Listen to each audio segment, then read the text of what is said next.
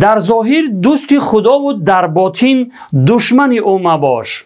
یعنی در ظاهر اطاعت خدا و در باطن در جایی که تو را کسی نمی بیند هرگز اطاعت شیطان و نافرمانی خدا را مکن. این از سخنان یکی از تابعین بزرگ بلال ابن سعد رحمه الله می باشد که ابن ابی دنیا رحمه الله آن را در کتاب خود الاخلاص و النیه ذکر کرده است. بله، واقعا در پنهانی گناه نکردن کار مردان خدا است. هر کسی نمی تواند در پنهانی پرهیزگار باشد.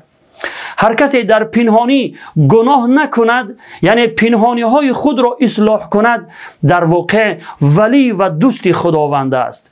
پروردگارا ما را از جمله پرهیزگاران بگردان و ظاهر و باطن ما را به صلاح بیار. آمین یا رب العالمین. اگر نصیحت کردن نمی توانید، لااقل به سوی نصیحت راهنمایی کنید. لایک ماندن شما سبب می شود که این گونه نوارهای اسلامی به دیگران برسد و برای شما هم اجر و پاداش نصیب شود. زیرا پیامبر خدا صلی الله علیه و سلم می فرمایند هر کسی به کار خوب راهنمایی کند برایش از جانب خداوند مثل اجر و پاداش انجام دهنده آن است. پس در نشر خوبی ها سهم گذار باشید.